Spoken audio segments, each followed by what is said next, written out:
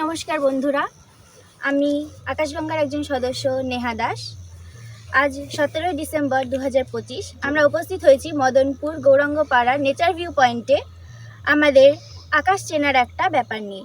বিস্ময়কর প্রকৃতির আকাশ ব্যাপারে নিজেরা জানতে এবং আপনাদের সকলকে জানাতে আজ আমাদের এই প্রোগ্রামটা শুরু করা।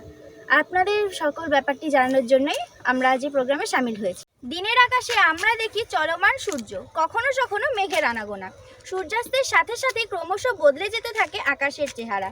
চারিদিকে ক্রমশ আঁধার ঘনিয়ে আসে। আকাশের গায়ে একে একে ফুটে উঠতে থাকে তারার দল। মেঘহীন ও চাঁদহীন আকাশে সে এক অপরূপ সৌন্দর্য। ছোটবেলায় একটা ছড়া তোমরা হয়তো সকলেই পড়েছ, twinkle twinkle little star how I wonder what you are. সত্যিই তাই, দূর আকাশের তারা, চাঁদ ইত্যাদি সব মহাজাগতিক বস্তু চিরকালই আমাদেরকে অবাক করেছে। অবাক বিস্ময়ে মানুষ চেয়ে থেকেছে আকাশের দিকে। আকাশের বস্তুগুলিকে উদ্দেশ্য করে প্রশ্ন করেছে, এগুলো আসলে কি? এরা কত বড়? এরা এলো কোত্থেকে? কি দিয়ে এরা তৈরি? ইত্যাদি প্রশ্ন আরও, মহাবিশ্ব কত বড়? কোথায় মহাবিশ্বের সীমানা? এর কি কোনো শেষ আছে? এর সৃষ্টি বলে কি কিছু আছে, নাকি এটা চিরকাল একই রকম? এমন আরও কত শত প্রশ্ন। বহুকাল ধরে এমন সব জিজ্ঞাসার উত্তর খুঁজে চলেছেন বিজ্ঞানীরা। জানা গেছে অনেক কিছু, অজানা এখনও অনেক। এ সমস্ত অনেক অজানা বিষয়গুলি জানতেই আমরা আমাদের শিক্ষক গোবিন্দচন্দ্র দাসের থেকে আরও অনেক ব্যাপারে জেনে নেব। নমস্কার স্যার, আজকে মহাকাশের ব্যাপারে অনেক কিছু ব্যাপারে জানতেই আপনার কাছে আমাদের আসা। আজকের আকাশটা দেখছি বেশ মেঘহীন, আর অনেক তারাও উঠেছে। এই মেঘহীন আকাশে তাও আমরা মোটামুটি কতগুলো তারা দেখতে পারবো? খুব ভালো প্রশ্ন। আকাশে যদি মেঘ না থাকে এবং চাঁদ যদি অনুপস্থিত থাকে, একজন ভালো শক্তি সম্পন্ন মানুষ প্রায় 3000 তারা দেখতে পায়। 3000। তবে একটা কথা, যে তারাগুলো দিগন্তের খুব কাছে থাকে সেগুলো খুব স্পষ্ট হয় না আমাদের কাছে।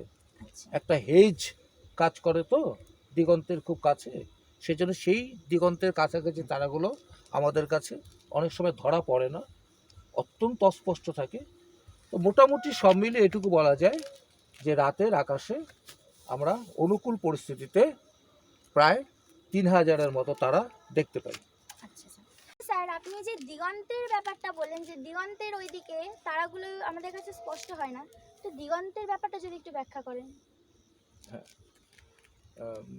দেখো, আমরা আকাশের দিকে তাকালে কি মনে হয় যেন আকাশটা একটা উল্টানো কড়াইয়ের মতো, যেটাকে আমরা বিজ্ঞানের ভাষায় বলতে পারি একটা অর্ধগোলক বা হেমিস্ফিয়ার। এবং আমরা যদি দূর দিকে তাকাই তাহলে মনে হবে যেন আকাশটা মাটিতে কোথাও মিশেছে, মাটি থেকে মিশেছে দূরে, তাই তো? এই যে আকাশটা দূরে মাটি থেকে মিশেছে, এটা একটা বৃত্তের মতো লাগছে। তার মানে আকাশটা দূরে মাটিতে যেখানে গিয়ে মিশেছে বলে মনে হচ্ছে, সেটাই হচ্ছে আমাদের দৃশ্যমান দিগন্ত বা ভিজিবল হরাইজন। আচ্ছা স্যার, আপনি যে বললেন যে দিগন্তের ব্যাপারটা আমাদের তো বোঝালেন, এই যে দিগন্তিক আকাশের ব্যাপারে বোঝালেন, দিগন্ত নামটা না হয় মানলাম, কিন্তু এর কি কোনো আরো বিশেষ কিছু নাম থাকতে পারে? হ্যাঁ, এই যে আকাশটা দেখছো একটা অর্ধগোলকের মতো, তো এটা আমরা এখান থেকে দেখছি এরকম। আবার ঠিক পৃথিবীর ঠিক বিপরীত দিকটাতে, মানে আমরা যেখানে দাঁড়িয়ে রয়েছি তার ঠিক বিপরীত দিকটাতে যে মানুষগুলো আছেন তাদের কাছে আকাশটা এরকম একটা অর্ধগোলকের মতো লাগছে। এবার এই দুটো অর্ধগোলককে যদি আমি মুখে মুখে বসিয়ে দিই তাহলে একটা পূর্ণ গোলকের আকার ধারণ করবে। হ্যাঁ, যার ব্যাসার্ধ অসীম ব্যাসার্ধ, একটা গোলকের মতো কল্পনা করতে পারি। এইটাকে বলা হয় খগোল বা সেলেস্টিয়াল স্ফিয়ার।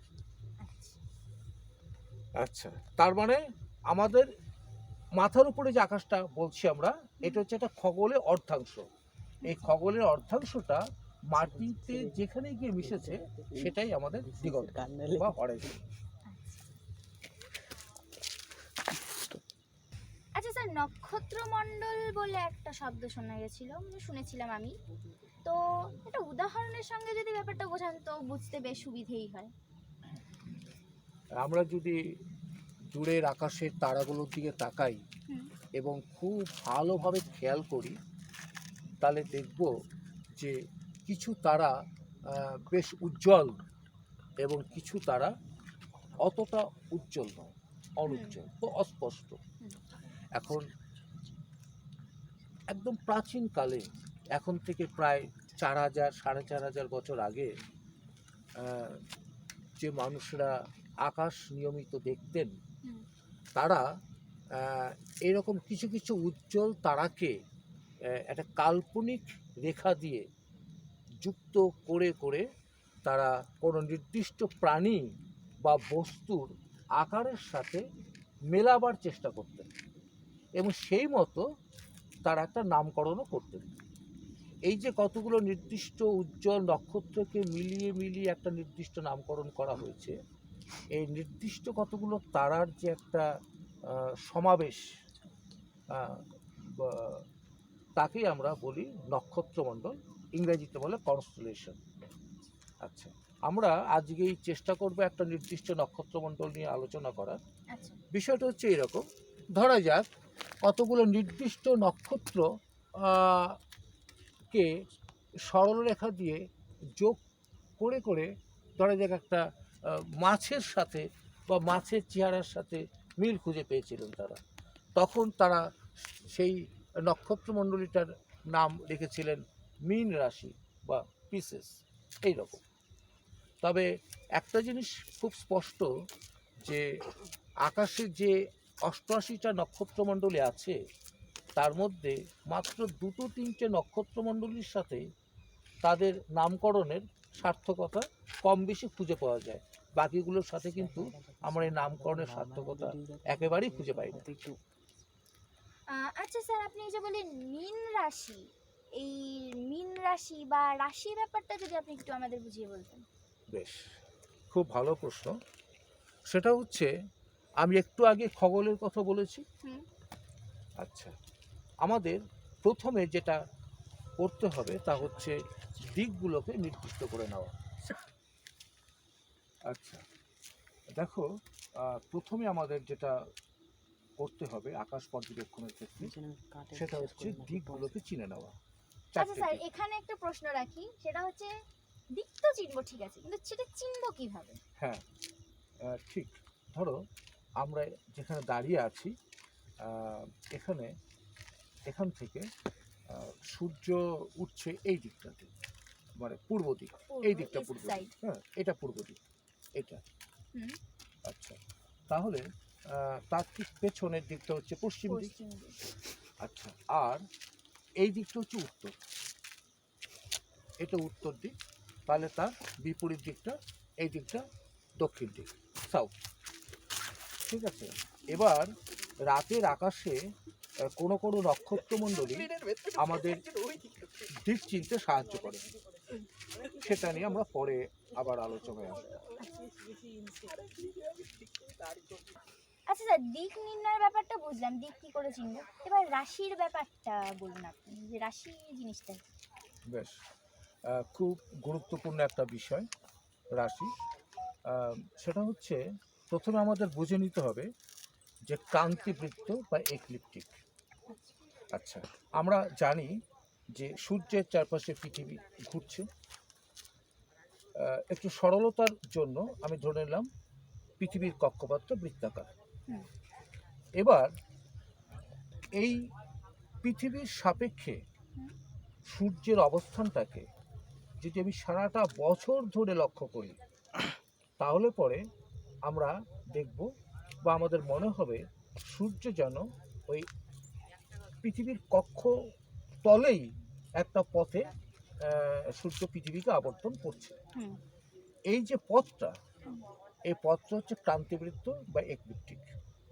বেশ, এখন এই ক্রান্তিবৃত্তের যে তল এবং সূর্যের চারপাশে পৃথিবীর যে কক্ষতল, এরা কিন্তু এক সমতলে থাকছে না, তাদের মাঝখানে একটা কোণ তৈরি হয়। এবার এই যে এক্লিপটিক প্লেন বা ক্রান্তিবৃত্ত, এই ক্রান্তিবৃত্তটা শুরুটা আমি বলতে পারি পূর্ব দিক থেকে এবং শেষ হচ্ছে পশ্চিম দিক থেকে, এইরকম একটা অর্ধবৃত্ত। ঠিক আছে। আবার বিপরীত দিকে এরকম একটা অর্ধবৃত্ত রয়েছে। এবার এই যে এক্লিপ্টিক বা ক্রান্তিবৃত্ত, তার ডান দিকে 9 ডিগ্রি এবং বাঁ দিকে 9 ডিগ্রি করে 18 ডিগ্রি চওড়া আমরা একটা বেল্ট কল্পনা করতে পারি। অর্থাৎ পুরো আকাশপথে যেন 18 ডিগ্রি চওড়া একটা বেল্ট রয়েছে 180 ডিগ্রি কোণ করে। আবার ঠিক বিপরীত দিকে 180 ডিগ্রি কোণ তৈরি হয়েছে পৃথিবীর বিপরীত দিকে, তার মানে 360 ডিগ্রি। আচ্ছা, এই যে একটা 18 ডিগ্রি চওড়া বেল্টের কথা বললাম, এটাকে বলে জোডিয়াক বেল্ট। একে 30 ডিগ্রি ব্যবধান করে মোট 12টা ভাগে ভাগ করা হয়েছে, অর্থাৎ যেন 12টা ঘর বা 12টা প্রকোষ্ঠ। আচ্ছা, এই একটা প্রতিটা প্রকোষ্ঠে একটা করে কনস্টেলেশন বা নক্ষত্রমণ্ডল রয়েছে। এইগুলিকে বলা হয় রাশি। রাশি এইরকম 12টা রাশি আছে। সেই রাশিগুলো কি কি? Aries, Taurus, Gemini, Cancer, Leo, Virgo, Libra, Scorpio, Sagittarius, Capricornus, Aquarius, Pisces. আচ্ছা স্যার, কিছুক্ষণ আগে আমরা নক্ষত্রমণ্ডলের ব্যাপারটা জানলাম, তো নক্ষত্রমণ্ডলের নক্ষত্রের সংখ্যা কত অন্তত? ও নির্দিষ্ট নক্ষত্রমণ্ডলীতে সংখ্যাটা নির্দিষ্ট নয়। এমন নয় যে সমস্ত নক্ষত্রমণ্ডলীতে সমসংখ্যক নক্ষত্র আছে, এটা একদম নয়। বিভিন্ন সংখ্যক নক্ষত্র রয়েছে এবং এই নক্ষত্রগুলো আমাদের থেকে বিভিন্ন দূরত্বে রয়েছে। সুতরাং উজ্জ্বল নক্ষত্রগুলিকে যোগ করে করে একটা নির্দিষ্ট অবয়ব কল্পনা করা, পুরো বিষয়টা হচ্ছে একটা কাল্পনিক, মন করা। সেই সময়কার মানুষ এগুলো করেছে, কিন্তু ওই নক্ষত্রগুলো নিজেদের মধ্যে কোনো সম্পর্ক নেই, তারা এক তলে নেই, তারা আছে বিভিন্ন দূরত্বে। বেশ। আচ্ছা স্যার, জ্যোতির্বিদ্যা, তো এই জ্যোতির্বিদ্যার সঙ্গে কি আমাদের যে ঋতু যেটা, সেই ঋতুর কি কোনো সম্পর্ক আছে? হ্যাঁ, আসলে আমাদের বাংলায় তো 6টা ঋতু, গ্রীষ্ম, বর্ষা, শরৎ, হেমন্ত, শীত ও বসন্ত। তো জ্যোতির্বিদ্যায় 4টে ঋতু। ঠিক আছে, উইন্টার, অটাম, সামার আর হচ্ছে স্প্রিং। আচ্ছা আচ্ছা, তো ডিসেম্বর থেকে শুরু হয়। ডিসেম্বর, জানুয়ারি, ফেব্রুয়ারি, এটা হচ্ছে উইন্টার। ঠিক আছে। তো তারপরে মার্চ, এপ্রিল, মে হচ্ছে স্প্রিং। জুন, জুলাই, আগস্ট হচ্ছে সামার। আচ্ছা, সেপ্টেম্বর, অক্টোবর, নভেম্বর হচ্ছে আবার অটাম। হ্যাঁ, আচ্ছা উইন্টার, স্প্রিং, সামার, অটাম। আচ্ছা, এই 4টে ঋতু। স্যারের কাছে আরেকটা প্রশ্ন ছিল, এই যে আমরা নক্ষত্রমণ্ডলের ব্যাপারে জানছি, এই নক্ষত্রমণ্ডলগুলো কোন দিকে ওঠে এবং কোন দিকে অস্ত যায়, স্যার যদি একটু বলেন। হ্যাঁ, নক্ষত্রমণ্ডলীগুলিকে আমরা পূর্ব দিকে উঠতে দেখি এবং পশ্চিম দিকে অস্ত যেতে দেখি। পৃথিবী নিজের অক্ষের চারপাশে পশ্চিম থেকে পূর্ব দিকে আবর্তন করছে, তাই নক্ষত্রগুলিকে আমরা পূর্ব দিকে উঠতে দেখছি, পশ্চিম অস্ত যেতে দেখছি, ঠিক বিপরীতে। আচ্ছা, তো এর কি কোনো উদয়াস্ত, মানে এর উদয়াস্তটা কি বাস্তব? বাস্তব বলতে সে অর্থে বাস্তব নয়, কারণ পৃথিবী নিজের অক্ষের চারপাশে আবর্তনের জন্য এরকম উদয় অস্ত দেখায়, কিন্তু প্রকৃতপক্ষে এরকম উদয় অস্ত কিছু হয় না। আচ্ছা, আমরা আকাশে তো স্যার অনেক রকমেরই তারা দেখি, তাদের মধ্যে বেশ অনেকগুলো উজ্জ্বল থাকে, বেশ অনেকগুলো অনুজ্জ্বলও থাকে। তো এগুলোর কারণটা কি, এরকম উজ্জ্বল অনুজ্জ্বল দেখানোর কারণ? হ্যাঁ, বিষয়টা হচ্ছে এখানে দূরত্ব একটা গুরুত্বপূর্ণ বিষয় বা সবচেয়ে বড় বিষয় বলতে পারি। এমন হতে পারে যে উজ্জ্বলতা প্রকৃতপক্ষে অত্যন্ত বেশি, কিন্তু অনেক দূরে থাকায় আমরা তাদেরকে অস্পষ্ট দেখছি। আবার এমন হতে পারে যে তার উজ্জ্বলতা অল্প কিন্তু খুব কাছে আছে বলে আমরা তাদেরকে বেশি উজ্জ্বল দেখছি। এই বিষয়ে একটা কথা উল্লেখ করব এখানে, সেটা হচ্ছে প্রভাঙ্ক, ইংরেজিতে যেটাকে বলে ম্যাগনিটিউড। আচ্ছা, একটা জিনিস খেয়াল রাখবে, সেটা হচ্ছে আকাশে যে নক্ষত্রগুলিকে আমরা দেখছি সেগুলো কতগুলো তো অত্যন্ত উজ্জ্বল দেখায়, আবার কতগুলো অত্যন্ত অস্পষ্ট দেখাচ্ছে।